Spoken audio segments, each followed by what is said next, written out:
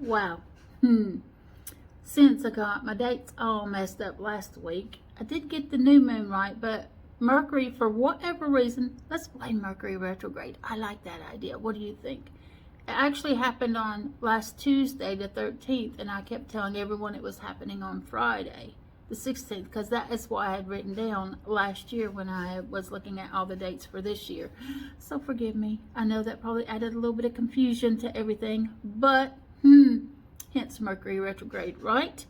So what's in store for us this week? Oh, okay. Well, so remember, Mercury is still in retrograde until November 3rd. Is it 3rd or 4th?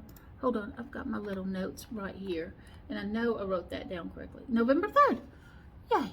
All right, then. So we have these next 2 weeks of Mercury retrograde. So remember, don't sign any contracts if you can keep from it.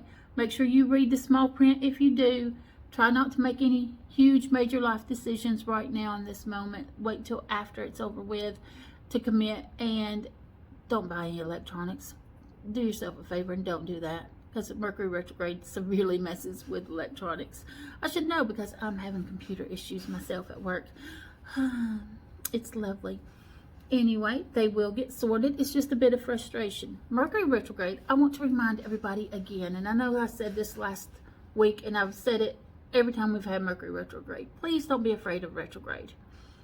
Retrograde gives us that moment, that time to slow down a little bit, to pause and ask ourselves some serious questions like, the path that I'm on, is it really going to bring me balance? Is it going to bring me all the things I really need and want in this life? If not, then you have that moment to correct your path.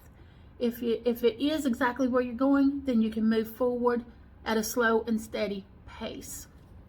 After retrograde is over, we're free to move forward a lot more quickly. So right now we're in that pause, that little zone where it's like, okay, slow down and really look at what you're doing. Think about it before you jump. So see, it's not a bad thing after all. It's just frustrating on all levels when we're wanting to move forward very quickly, but it's here to save our butts if we're paying attention. So this week's energy is probably going to be filled with lots of little annoyances, a lot of little things that are going to be like computer issues. Maybe you're having some issues with your phone or other electronic devices. Just breathe through it. Do a lot of grounding during this time, and also do that self-exploration where you're looking to see exactly what path you're on, what your goals are, what you're trying to do, where you're trying to go, and ask yourself those questions. Is this right for me? Is this the path that is really going to help me reach my highest good? Is this path going to bring me balance? Is this path going to help me grow? If the answer is no to any of those, then you need to adjust. And it may not be that you need to go on in a completely different direction, but maybe there's some things along the way that you need to look at and adjust to fit your needs, to make sure that you are growing, to make sure you are going to have balance in your life. So it really isn't that complicated, and we throw a lot of fear into things that don't need it. Don't need it. Life is pretty simple. We complicate it all the time, especially the overthinkers. Oh, I know you. I'm one of those.